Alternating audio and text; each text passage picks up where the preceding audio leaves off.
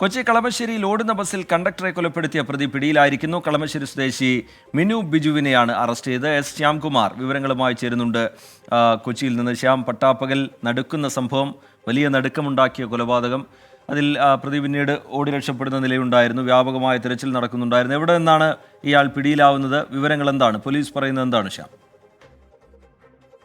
ജവഹർ നഗർ എന്ന് പറയുന്ന സ്ഥലത്ത് ദേശീയപാതയ്ക്ക് സമീപത്ത് നിന്നാണ് പ്രതിയെ പോലീസ് കസ്റ്റഡിയിലെടുക്കുന്നത്.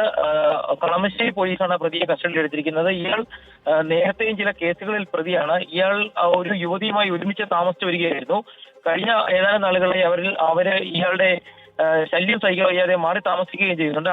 അവിടെ നിന്നാണ് ഇയാൾക്ക് തന്റെ കൂടെ താമസിച്ചിരുന്ന യുവതിയുമായി ഈ ബസ് ഡ്രൈവർ അനീഷ് ഉൾപ്പെടെയുള്ളവർക്ക് ബന്ധമുണ്ട് എന്ന പേരിൽ സംശയമുണ്ടാകുകയും കഴിഞ്ഞ 3-4 ദിവസമായി 3 പേരെയാണ് പ്രതി കൊല്ലുമെന്ന് പറഞ്ഞ് ഭീഷണിപ്പെടുത്തിയിരുന്നത്.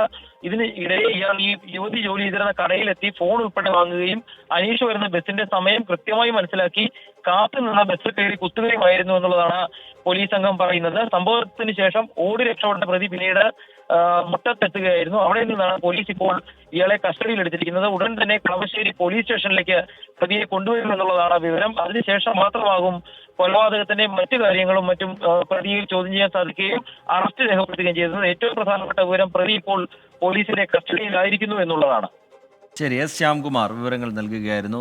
വലിയ നടുക്കമുണ്ടാക്കിയ സംഭവമാണ്. പട്ടാപ്പകൽ ബസ്സിൽ കയറി കണ്ടക്ടറെ കുത്തിക്കൊലപ്പെടുത്തുന്ന നിലയിലേക്ക് കാര്യങ്ങൾ പോയി. പ്രതി ഇപ്പോൾ പിടിയിലായിരിക്കുകയാണ്. കളമശ്ശേരി സ്വദേശി മിനു ബിജു ആണ് അറസ്റ്റിലായിരിക്കുന്നത്.